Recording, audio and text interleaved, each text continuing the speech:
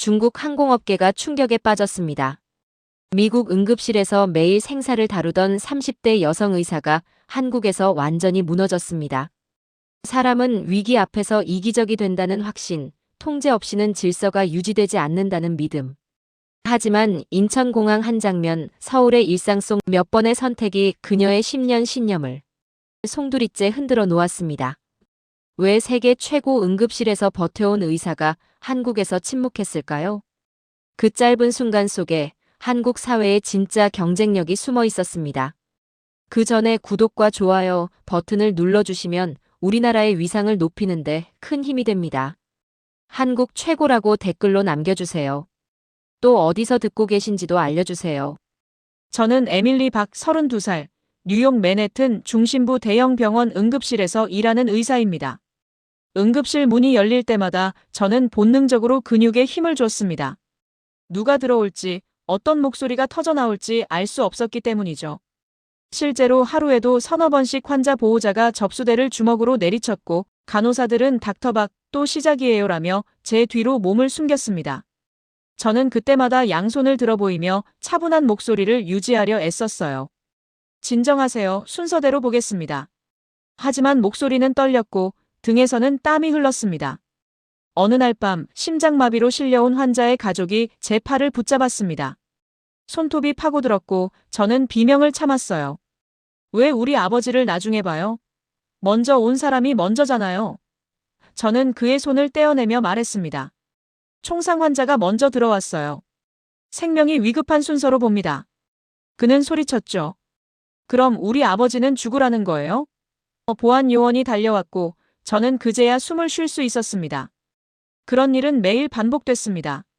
새치기, 욕설, 위협, 때로는 물리적 폭력까지. 저는 점차 확신하게 됐죠. 사람은 극한 상황에서 반드시 이기적으로 변한다고요. 생존 본능 앞에서 질서 같은 건 의미 없다고요. 그래서 응급실엔 경비가 있고 CCTV가 있고 강력한 규칙과 처벌이 있는 겁니다.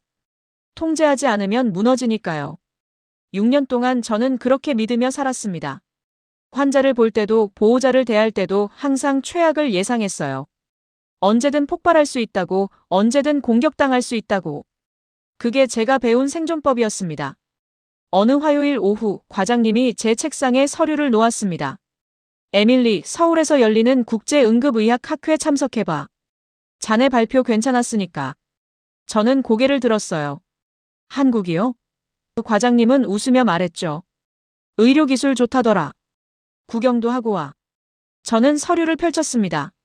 학회 일정, 호텔 정보, 비행기 시간. 한국이라는 나라에 대해 아는 건 거의 없었어요. K-팝 정도. 드라마 몇 편? 그저 아시아 어딘가에 있는 나라 정도였죠. 짐을 싸며 생각했습니다. 기술은 발전했을지 몰라도 사람 사는 모습은 다를 게 없을 거라고요. 응급실은 어디나 똑같을 거라고요. 환자들은 소리치고 보호자들은 항의하고 의사들은 지쳐 있을 거라고요. 그게 인간의 본성이니까요. 공항으로 가는 택시 안에서 저는 창밖을 봤습니다. 빨간 신호등 앞에서 멈춘 차들, 경적을 울리는 트럭, 횡단보도를 무시하고 뛰어가는 사람들. 뉴욕의 일상이었죠. 저는 작게 웃었어요. 한국도 비슷하겠지, 라고 생각하며요. 비행기에 오르면서도 저는 확신으로 가득 차 있었습니다. 사람은 통제해야 한다고요. 그게 제가 6년 동안 응급실에서 배운 진리였으니까요. 한국에 가도 그 진리는 변하지 않을 거라고 믿었습니다. 창문 너머로 뉴욕의 불빛이 멀어졌습니다. 저는 눈을 감았어요. 10사흘 뒤면 다시 이 도시로 돌아올 거였죠. 응급실로, 제자리로, 제가 아는 세계로. 아무것도 변하지 않을 거라고 저는 그렇게 생각했습니다. 비행기가 착륙했을 때 저는 시계를 봤습니다. 오후 5시 40분. 14시간의 비행 끝이었죠. 기내 방송이 흘러나왔고 안전벨트 표시등이 꺼졌습니다. 저는 본능적으로 몸을 긴장시켰어요. 이제 시작이구나 하고요. 뉴욕에서라면 벨트 표시등이 깨지는 순간 사람들이 일제히 일어납니다. 짐칸을 열고 서로 밀치고 먼저 나가려고 복도로 쏟아져 나오죠. 승무원들이 소리쳐도 소용없어요. 모두가 자기가 먼저라고 생각하니까요.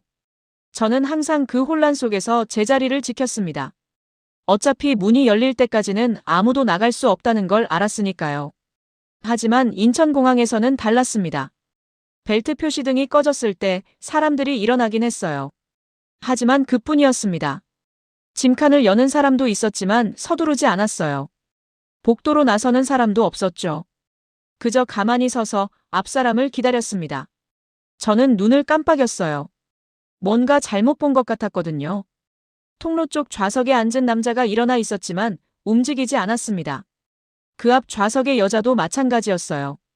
모두가 서 있었지만 아무도 앞으로 나아가지 않았죠. 제 심장이 빨라지기 시작했습니다. 이건 뭔가 이상했어요. 곧 터질 거라고, 곧 누군가 밀고 소리칠 거라고 제 몸이 경고했습니다. 응급실에서 수없이 본 그 순간의 전조였죠. 고요함 뒤에 오는 폭발. 저는 손을 주먹 쥐었어요. 가방끈을 단단히 움켜잡았습니다. 준비했죠. 누군가 밀면 버티고 누군가 소리치면 피하고 제 짐만 챙겨서 빠져나갈 준비를요. 하지만 아무 일도 일어나지 않았습니다. 비행기 문이 열렸습니다. 앞쪽 좌석 사람들이 움직이기 시작했어요. 한 명씩 천천히 순서대로. 중간에 끼어드는 사람이 없었습니다. 큰 소리를 내는 사람도 없었죠. 그냥 조용히 자연스럽게 줄이 흘러갔습니다. 저는 그 장면을 멍하니 지켜봤어요. 승무원이 지시하는 것도 아니었습니다. 경고방송이 나오는 것도 아니었어요. 그저 사람들이 스스로 알아서 기다리고 있었습니다. 제 차례가 왔을 때 저는 가방을 들고 일어났습니다. 손이 떨렸어요. 이해할 수 없었거든요. 왜 싸우지 않는지, 왜 밀치지 않는지, 왜 소리치지 않는지. 응급실이라면 절대 불가능한 장면이었죠. 복도를 걸으며 저는 주변을 살폈습니다. 혹시 감시 카메라가 더 많은가? 혹시 경비가 곳곳에 서 있는가? 하지만 특별한 건 없었어요. 평범한 비행기 통로였습니다. 그런데 왜 이렇게 조용한 건지. 입국장으로 향하는 긴 복도를 걸으며 저는 계속 긴장했습니다. 곧 본색이 나오겠지. 곧 혼란이 시작되겠지. 사람들이 이렇게 차분할 리 없다고요. 입국 심사대 앞 줄이 길게 늘어서 있었습니다. 저는 숨을 참았어요. 여기서는 분명 다를 거라고 생각했죠. 줄이 길면 사람들은 참지 못합니다. 뉴욕에서 수없이 봤던 장면이에요. 새치기하고 항의하고 직원과 싸우고. 하지만 여기서도 아무 일이 없었습니다. 사람들은 그냥 기다렸어요. 스마트폰을 보거나 가방을 정리하거나 그저 멍하니 서 있었죠. 줄을 벗어나는 사람이 없었습니다. 소리치는 사람도 없었어요. 앞에 서 있던 노인이 천천히 움직였습니다. 걸음이 느렸어요. 뒷사람이 분명 짜증낼 거라고 저는 생각했죠. 하지만 아무도 재촉하지 않았습니다. 그냥 기다렸어요. 노인이 심사대까지 가는 동안 뒤에 선 20명 넘는 사람들이 말없이 기다렸습니다. 저는 입술을 깨물었어요. 이건 뭔가 잘못됐다고, 이건 정상이 아니라고 제 머릿속에서 경보가 울렸습니다. 사람은 이렇지 않아요. 사람은 기다리지 못해요. 응급실에서 3분만 기다려도 폭발하는 게 사람인데 어떻게 이렇게 조용할 수 있죠? 제 차례가 왔습니다. 심사관이 여권을 받았고 저는 그의 얼굴을 봤어요. 피곤해 보였지만 차분했습니다. 방문 목적이 뭐예요? 저는 대답했죠. 학회 참석이요. 그는 고개를 끄덕이고 도장을 찍었습니다. 좋은 시간 보내세요. 짐을 찾는 곳으로 향하며 저는 여전히 혼란스러웠습니다. 손바닥에 땀이 났어요. 뭔가 놓친 게 있다고, 뭔가 보지 못한 게 있다고 계속 생각했죠. 통제 없이는 질서가 유지될 수 없다고 배웠는데 여기선 그 법칙이 작동하지 않았습니다. 짐 찾는 곳에서도 마찬가지였어요. 컨베이어 벨트 앞에 사람들이 모여 있었지만 밀치지 않았습니다. 자기 짐이 나오면 조용히 가져가고 다른 사람 짐은 건드리지 않았죠. 심지어 누군가 짐을 놓치자 옆 사람이 대신 잡아줬습니다. 말도 없이 그냥 건네주고 돌아섰어요. 저는 제 가방을 찾아들었습니다. 무거웠지만 저는 그 무게에 집중했어요. 뭔가 확실한 게 필요했거든요. 제가 이해할 수 있는, 제가 통제할 수 있는 것이요. 공항을 빠져나오며 저는 스스로에게 말했습니다. 착각이라고요. 공항이니까 특별한 거라고요. 밖으로 나가면 다를 거라고요. 사람은 결국 사람이니까 본성은 숨길 수 없을 거라고요. 하지만 제 손은 계속 떨렸습니다. 첫 번째 균열이 생긴 것 같았어요. 제가 믿었던 것에, 제가 확신했던 것이에요. 공항 밖으로 나오자 해가 기울고 있었습니다. 저는 리무진 버스 정류장을 찾았어요. 표지판을 따라 걸었죠. 사람들이 이미 줄을 서 있었습니다. 저는 그 줄 뒤에 섰습니다. 10명쯤 됐어요. 캐리어를 끌고 가방을 맨 사람들. 모두 조용히 기다리고 있었죠. 저는 다시 긴장했습니다. 공항 안에서 본 그 장면이 또 시작되는 것 같았거든요. 버스가 도착했습니다. 문이 열렸고 사람들이 타기 시작했어요. 맨 앞에 노인이 서 있었는데 계단을 오르는 게 힘들어 보였죠. 한 발 올리고 멈추고 손잡이를 잡고 또 한 발 올리고 느렸습니다. 저는 뒷사람들을 봤어요. 분명 짜증낼 거라고 생각했죠. 하지만 아무도 말하지 않았습니다. 한숨 소리도 발 구르는 소리도 없었어요. 그냥 기다렸습니다. 노인이 완전히 올라갈 때까지요. 제 가슴이 답답해졌습니다. 이건 뭔가 이상했어요. 사람들이 이렇게 참을성 있을 리 없다고요. 응급실에서 1분만 늦어도 난리였는데 여기선 5분을 기다려도 아무 말이 없었습니다. 버스 안으로 들어가며 저는 주변을 살폈어요. 혹시 카메라가 있나, 혹시 관광객이 많아서 그런가? 외국인들 보는 앞에서 친절한 척하는 건가? 저는 그렇게 설명하려 했습니다. 공항이니까 특별한 거라고요. 자리에 앉아 창밖을 봤습니다. 거리가 깨끗했어요. 신호등이 규칙적으로 바뀌고 차들이 질서정연하게 움직였죠. 뉴욕과는 달랐습니다. 너무 조용했어요. 버스가 출발했을 때 앞좌석에서 뭔가 떨어지는 소리가 났습니다. 펜이었어요. 통로로 굴러갔죠. 저는 반사적으로 보지 않으려 했습니다. 남의 일이니까요. 하지만 옆자리 남자가 몸을 숙였습니다. 펜을 주워서 앞사람 어깨를 톡 쳤어요. 떨어뜨리셨어요. 그 사람은 고맙다는 말도 짧게 하고 펜을 받았습니다. 끝이었죠. 저는 그 장면을 보며 불편해졌습니다. 왜 도와주는 건지, 왜 상관하는 건지. 그냥 내버려 두면 안 되나. 저는 고개를 돌렸어요. 생각하고 싶지 않았습니다. 호텔까지 가는 40분 동안 저는 스스로를 설득했습니다. 이건 연출이라고요. 공항 근처니까 좋게 보이려는 거라고요. 며칠만 지나면 본색이 나올 거라고요. 사람은 결국 똑같으니까요. 하지만 제 손은 계속 떨렸습니다. 뭔가 틀렸다는 걸 알았지만 인정하고 싶지 않았어요. 제가 6년 동안 믿었던 게 흔들릴 것 같아서요. 호텔에 짐을 풀고 나니 밤 9시였습니다. 저는 배가 고팠어요. 호텔 직원이 근처 편의점을 알려줬고 저는 그곳으로 향했습니다. 골목길이 좁았습니다. 가로등 불빛이 따뜻했어요.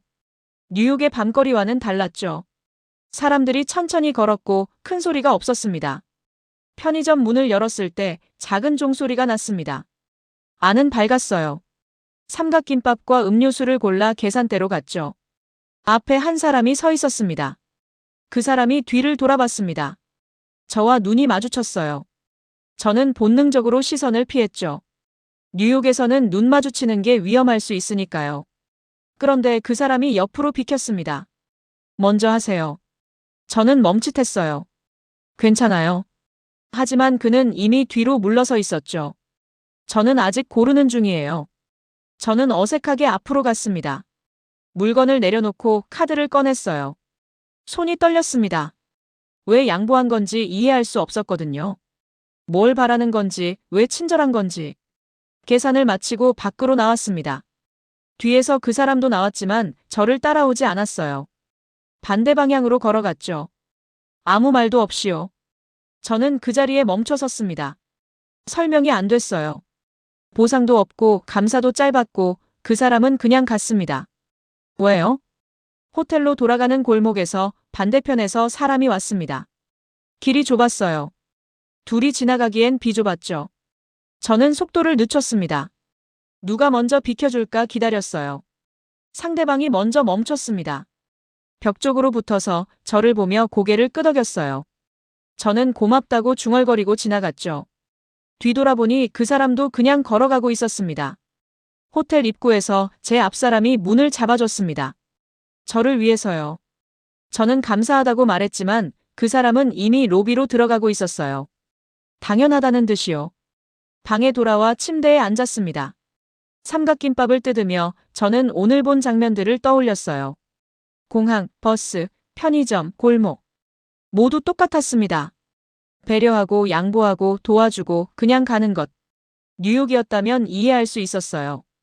팁을 주거나 감사를 표현하거나 뭔가 보상이 있었다면요. 하지만 여기선 아무것도 없었습니다. 그냥 했고 그냥 끝났어요. 저는 김밥을 베어 물었습니다. 맛있었지만 집중할 수 없었어요. 머릿속이 복잡했거든요.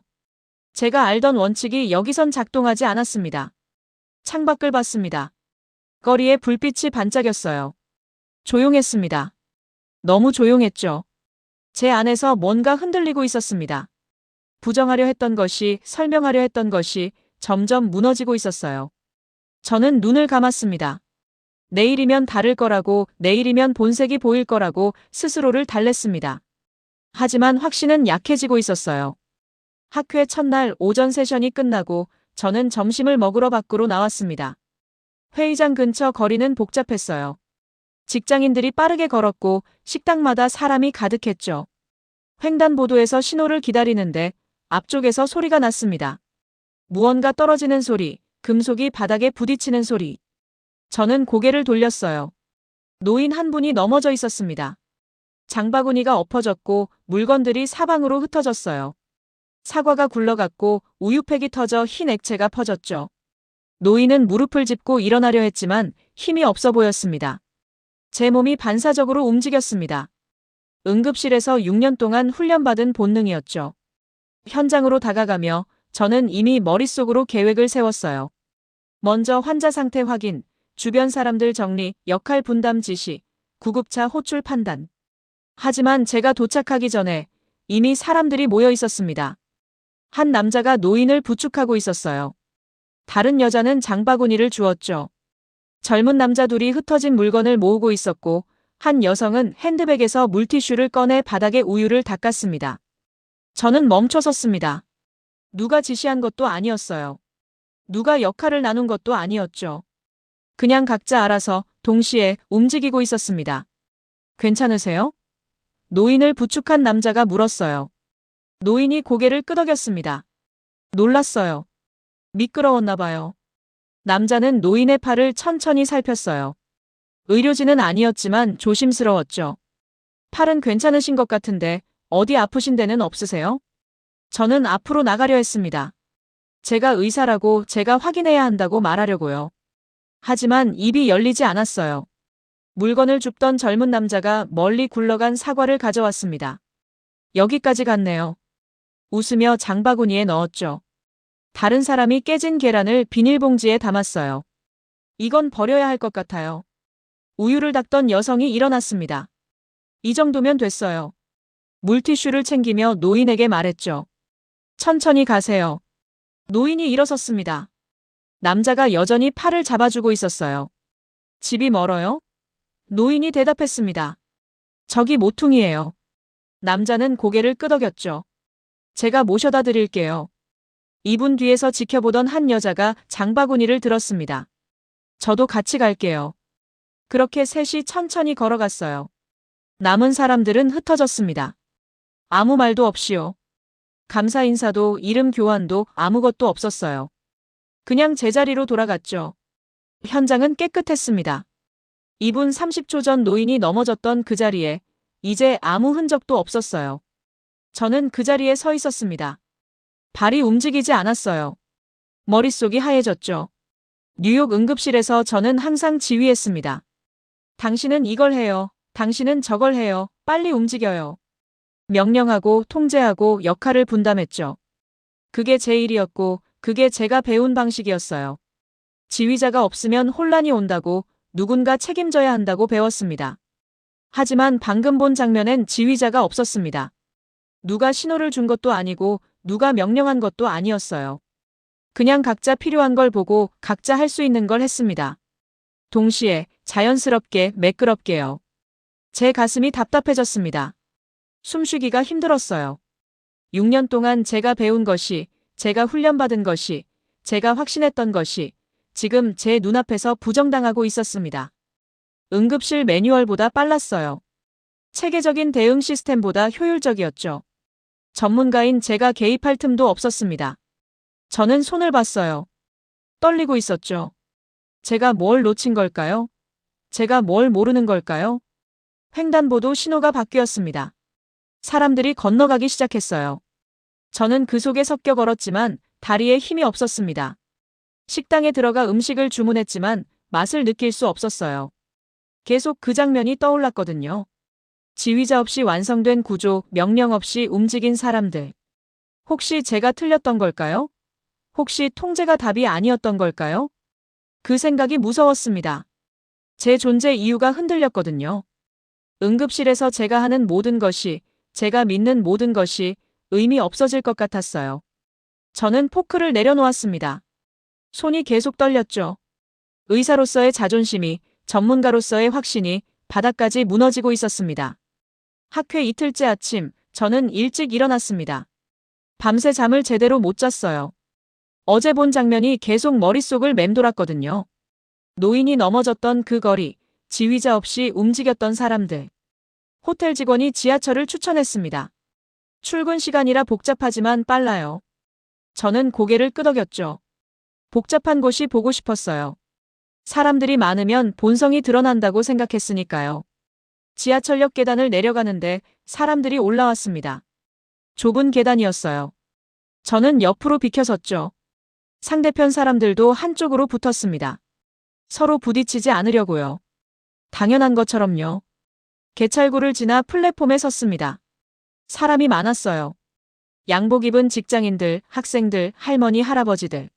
모두 줄을 서서 기다렸죠. 선 하나를 중심으로 깔끔하게요. 전동차가 들어왔습니다. 문이 열렸어요. 저는 긴장했습니다. 뉴욕이라면 지금쯤 밀려들 거예요. 먼저 타려고 자리 잡으려고. 저는 뒤로 물러섰습니다. 밀릴 거라고 생각했거든요. 하지만 아무도 밀지 않았습니다. 먼저 내리는 사람들을 기다렸어요. 마지막 사람이 내릴 때까지 타는 사람은 아무도 움직이지 않았죠. 그리고 나서 천천히 순서대로 탔습니다. 저는 그 흐름에 따라 안으로 들어갔어요. 자리가 없었습니다. 손잡이를 잡고 섰죠. 옆 사람과 어깨가 스칠 정도로 붐볐지만 아무도 불평하지 않았어요. 다음 역에서 문이 열렸습니다. 노인 한 분이 천천히 올라타셨어요. 지팡이를 짚고 계셨죠. 그분이 완전히 들어오기도 전에 3명이 동시에 일어났습니다. 말이 없었어요. 앉으세요라는 소리도 여기 오라는 손짓도 없었죠. 그냥 일어나서 비켜섰습니다. 노인은 가장 가까운 자리로 천천히 걸어가 앉으셨어요. 고개를 숙여 감사를 표하셨고 자리를 양보한 사람들은 이미 손잡이를 잡고 서 있었습니다. 저는 숨이 막혔습니다. 3명이요. 동시에요. 누가 일어나라고 말한 것도 아닌데요. 2 정거장을 더 가자 휠체어를 탄 분이 타려고 했습니다. 플랫폼에서 기다리고 계셨어요. 전동 휠체어였는데 크기가 컸죠. 문이 열렸습니다. 저는 또 긴장했어요. 좁은 공간에 휠체어가 들어오면 불편할 텐데 사람들이 어떻게 반응할까요? 하지만 반응은 즉각적이었습니다. 문 앞에 서 있던 사람들이 옆으로 물러섰어요. 동선이 열렸습니다. 휠체어가 들어올 공간이 만들어졌죠. 안쪽 승객들도 조금씩 이동했습니다. 밀지 않고 소리내지 않고 그냥 자연스럽게요. 휠체어가 안으로 들어왔습니다. 탄 분이 고맙다고 말씀하셨어요. 하지만 주변 사람들은 대답하지 않았습니다. 당연하다는 듯이요. 문이 닫혔고 전동차가 출발했죠. 저는 그 광경을 보며 깨달았습니다. 이건 훈련이 아니었어요. 교육받은 것도 아니었죠. 누가 감시해서 하는 것도 아니었습니다. 이건 전제였어요. 기본값이었죠. 저 사람은 협력할 것이다. 뉴욕에서 저는 반대로 생각했습니다. 저 사람은 협력하지 않을 것이다. 그러니 내가 통제해야 한다. 그게 제 출발점이었어요. 의심이 기본이었고 경계가 당연했죠. 하지만 여기선 달랐습니다. 신뢰가 기본이었어요. 협력이 전제였죠. 그러니 통제가 필요 없었습니다. 지시가 필요 없었어요. 각자 알아서 자연스럽게 움직였습니다. 제 눈에서 뭔가 뜨거운 게 올라왔습니다. 참았어요. 전동차 안에서 울 순 없었으니까요. 6년이요. 6년 동안 저는 틀렸습니다. 사람을 믿지 않았고 통제만 강화했어요. 환자도 보호자도 모두 잠재적 위협으로 봤죠. 그게 제 방식이었고 그게 제가 배운 전부였습니다. 하지만 지금 이 전동차 안에서 저는 다른 세계를 보고 있었어요. 신뢰로 시작하는 세계, 협력을 전제하는 사회. 통제 없이도 명령 없이도 질서가 유지되는 곳. 다음 역에 도착했습니다. 저는 내렸어요. 다리가 후들거렸죠. 플랫폼 벤치에 앉아 고개를 숙였습니다. 틀렸어요. 제가 틀렸습니다. 응급실에서 소리 지르고 경비를 부르고 규칙을 강요했던 모든 순간들. 혹시 그게 문제였던 걸까요? 제가 먼저 의심했으니까 상대도 방어했던 걸까요? 손바닥으로 얼굴을 감쌌습니다. 눈물이 나올 것 같았어요. 의사로서의 자존심 때문이 아니었습니다. 제가 놓쳤던 것들 때문이었죠. 제가 믿지 못했던 사람들, 제가 통제하려 했던 순간들. 한참을 앉아 있다가 저는 천천히 일어났습니다. 회의장으로 가야 했어요. 하지만 제 안에서 뭔가 바뀌고 있었습니다. 두 번째 위기가 풀리면서 새로운 질문이 생겼죠. 나는 어떤 의사가 되어야 할까? 학회 셋째 날, 오후 세션 주제는 응급환자 관리 시스템이었습니다. 저는 맨 앞줄에 앉았어요. 집중하고 싶었거든요. 한국응급의학과 교수가 발표를 시작했습니다. 화면에 그래프가 떴죠. 응급실 대기 시간, 환자 만족도, 의료진 안전도. 수치들이 나열됐어요. 저는 노트에 적으면서도 마음 한편이 불편했습니다. 뉴욕보다 좋은 수치들이었거든요. 가장 중요한 건 기술이 아닙니다. 교수가 말했어요. 환자를 어떻게 대하느냐입니다. 화면이 바뀌었습니다. 응급실 사진이 떴어요. 환자가 침대에 누워있고 의사가 눈높이를 맞춰 쪼그려 앉아 설명하고 있었죠. 간호사가 환자 손을 잡고 있었습니다. 우리는 환자를 통제 대상이 아니라 협력자로 봅니다. 교수가 계속 말했어요. 불안한 환자는 공격적이 됩니다. 하지만 신뢰받는 환자는 협조합니다. 제 손에 쥔 펜이 멈췄습니다. 협력자요. 협조요. 뉴욕 응급실에선 한 번도 들어본 적 없는 단어들이었어요. 다음 슬라이드에 영상이 재생됐습니다. 한국 응급실이었어요. 환자가 들어왔고 보호자가 따라왔죠. 접수 직원이 일어나서 인사했습니다. 어디가 불편하세요? 목소리가 차분했어요. 보호자가 급하게 말했습니다. 배가 아프다고 해서요. 직원은 고개를 끄덕였죠. 네, 금방 보시게 해드릴게요. 먼저 여기 앉으세요. 의자를 가리켰습니다. 환자가 앉았고 간호사가 다가왔어요. 쪼그려 앉아서 눈높이를 맞췄죠. 많이 아프세요? 언제부터 아프셨어요? 환자가 대답했습니다. 아침부터요. 간호사는 손을 가볍게 환자 어깨에 올렸어요. 조금만 기다리시면 선생님이 보실 거예요. 뉴욕이었다면요. 접수 직원은 앉은 채로 말했을 거예요. 증상이 뭔가요? 보험 있어요? 여기 작성하세요. 간호사는 쪼그려 앉지 않았을 겁니다. 서서 차트만 봤겠죠. 저기 앉아서 기다리세요. 영상이 끝났습니다. 강의실이 조용했어요. 저는 노트를 내려다봤습니다. 손이 떨렸죠. 교수가 다시 말했습니다. 환자가 화를 내는 건 불안해서입니다. 우리가 먼저 안정을 주면 환자도 안정됩니다. 통제는 필요하지만 신뢰가 먼저입니다. 신뢰가 먼저요. 제 머릿속에 응급실 장면들이 스쳐 지나갔습니다. 소리치는 보호자, 주먹으로 책상을 내리치는 환자, 제 팔을 잡아 끄는 손. 저는 항상 경계했어요.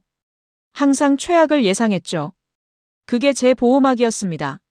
하지만 제가 먼저 경계했으니까 상대도 공격했던 걸까요? 제가 먼저 의심했으니까 상대도 방어했던 걸까요? 휴식 시간에 저는 밖으로 나갔습니다.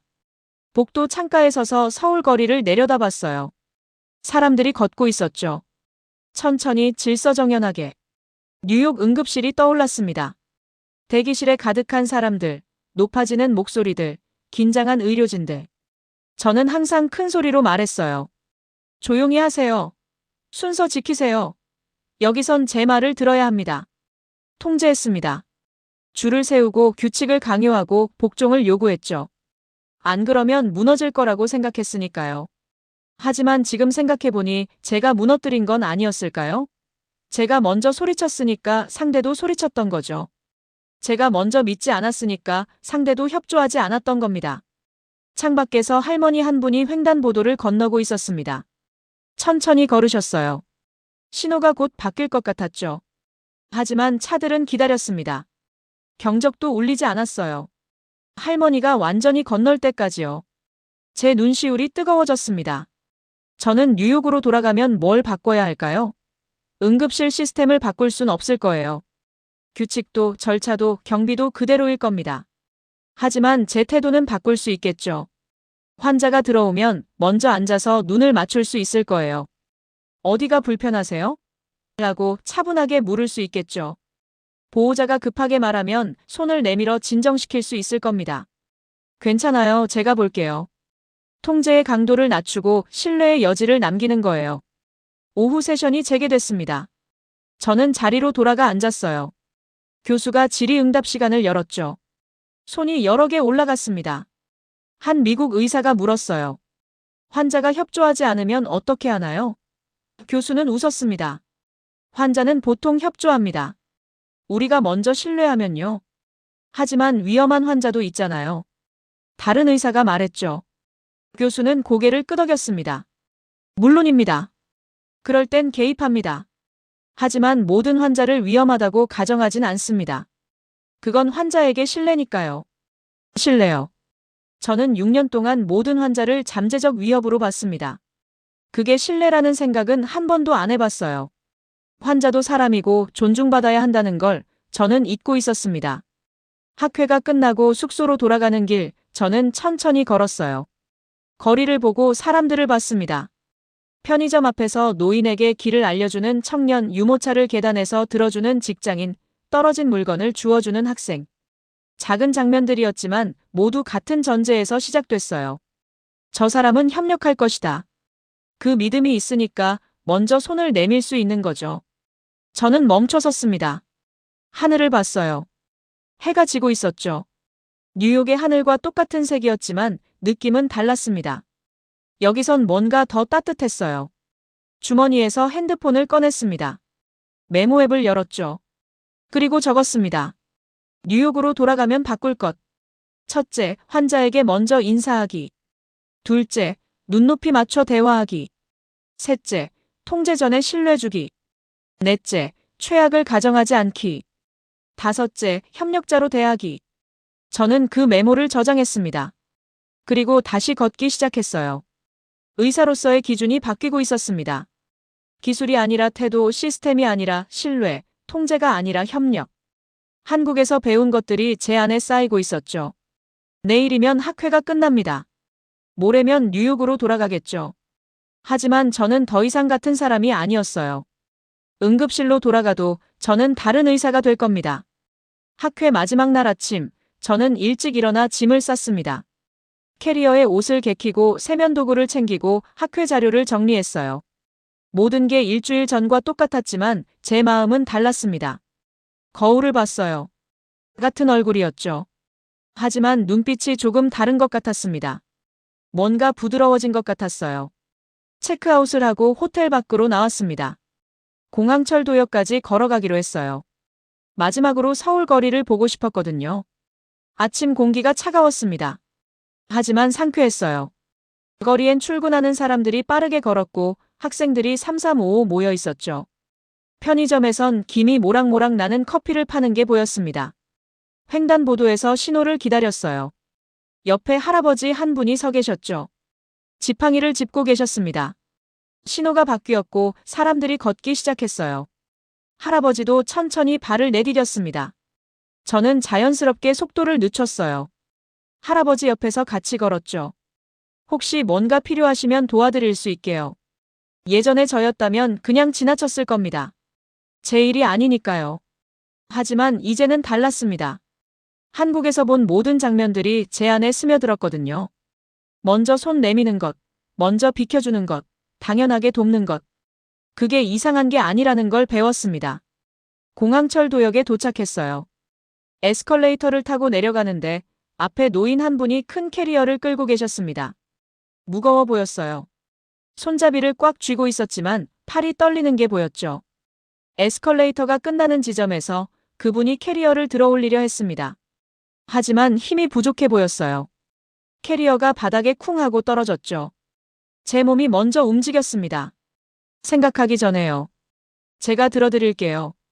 제 목소리가 들렸습니다. 저도 놀랐어요. 자연스러웠거든요. 노인이 고개를 돌렸어요. 괜찮아요, 젊은이. 하지만 저는 이미 캐리어 손잡이를 잡고 있었습니다. 저도 가는 길이에요. 캐리어를 들어 올렸죠. 무거웠지만 할만했습니다. 고맙네요. 노인이 미소 지었어요. 저도 웃었습니다. 천만에요. 함께 플랫폼으로 걸어갔습니다. 전동차가 들어왔고 문이 열렸어요. 노인이 먼저 타셨고 저는 캐리어를 들어 올려 안으로 밀었습니다. 조심히 가세요. 노인이 손을 흔들었죠. 당신도요. 문이 닫혔습니다. 저는 손잡이를 잡고 섰어요. 제 캐리어를 내려다봤죠. 일주일 전 저였다면요. 그냥 지나쳤을 겁니다. 내일이 아니다라고 생각했겠죠. 나도 바쁘다. 나도 짐이 있다. 내가 왜 남을 도와야 하지? 하지만 지금은 그런 생각이 들지 않았어요. 오히려 돕는 게 자연스러웠습니다. 당연했죠. 한국에서 본 모든 사람들처럼요. 인천공항에 도착했습니다. 체크인을 하고 출국 심사를 받고 면세구역으로 들어갔어요. 게이트까지 시간이 남아서 카페에 앉아 커피를 주문했습니다. 창밖으로 비행기들이 보였어요. 뜨고 내리는 모습들. 저도 곧 저 중 하나를 타고 떠나겠죠. 뉴욕으로, 제 응급실로, 제 삶으로. 하지만 같은 사람으로 돌아가는 건 아니었습니다. 가방에서 노트를 꺼냈어요. 펜을 들고 새 페이지를 폈습니다. 그리고 적기 시작했죠. 한국에서 배운 것들. 사람은 통제해야 무너지지 않는 게 아니다. 사람은 신뢰받으면 협력한다. 질서는 감시와 처벌로 유지되는 게 아니다. 질서는 서로에 대한 믿음에서 시작된다. 의사는 환자를 통제하는 사람이 아니다. 의사는 환자와 협력하는 사람이다. 응급실에서 가장 먼저 바꿀 것 통제의 강도를 낮추고 신뢰의 여지를 남길 것. 적으면서 눈물이 날 것 같았어요. 참았습니다. 공항에서 울 순 없었으니까요. 6년이요. 6년 동안 저는 잘못된 방향으로 달려왔습니다. 더 강하게 통제하고 더 엄격하게 규칙을 적용하고 더 큰 소리로 명령하는 게 답이라고 생각했죠. 하지만 한국에서 본 건 정반대였어요. 작은 목소리, 부드러운 태도, 먼저 내미는 손. 그게 더 강력했습니다. 더 효과적이었죠. 탑승 안내 방송이 나왔습니다. 저는 노트를 덮고 가방에 넣었어요. 일어나서 게이트로 향했죠. 줄을 서서 기다리는 동안 앞사람이 뭔가를 떨어뜨렸습니다. 탑승권이었어요. 저는 주워서 건넸죠. 떨어뜨리셨어요. 그 사람이 고맙다고 했습니다. 저는 웃었어요. 자연스럽게요. 비행기에 탑승했습니다. 제 좌석을 찾아 앉았어요. 창가였죠. 밖으로 인천공항이 보였습니다. 깨끗한 건물, 정돈된 활주로, 질서정연한 풍경. 비행기가 움직이기 시작했습니다. 천천히 활주로로요. 속도가 붙었고 기체가 떠올랐어요. 서울이 멀어졌습니다. 창밖을 보며 생각했어요. 한국이 제게 준 건 뭘까요? 의학기술? 응급 시스템? 아니었습니다. 그것보다 더 근본적인 것이었죠. 기준이었어요. 사람을 보는 기준, 질서를 만드는 기준, 의사로서 서 있는 기준. 한국은 제게 새로운 기준을 보여줬습니다. 통제가 아니라 신뢰, 의심이 아니라 협력, 명령이 아니라 존중. 비행기가 구름 위로 올라갔습니다. 아래로 한국이 작아졌어요. 하지만 제 안에선 더 커지고 있었습니다. 배운 것들이, 본 것들이, 느낀 것들이요. 승무원이 음료를 가져왔습니다. 저는 물을 받았어요. 감사합니다. 작게 말했죠. 승무원이 웃으며 고개를 끄덕였습니다. 눈을 감았어요. 뉴욕 응급실이 떠올랐습니다. 소란스러운 대기실, 긴장한 환자들, 지친 의료진들. 일주일 뒤면 저도 그 안에 있을 겁니다. 하지만 이제는 다르게 할 수 있을 것 같았어요. 환자가 들어오면 먼저 눈을 맞출 거예요. 쪼그려 앉아서 눈높이에서 어디가 불편하세요? 라고 물을 겁니다. 차분하게, 부드럽게요. 보호자가 불안해하면 손을 내밀 거예요. 제가 잘 볼게요라고 말하며 안심시킬 겁니다. 소리 지르는 대신요. 대기가 길어지면 설명.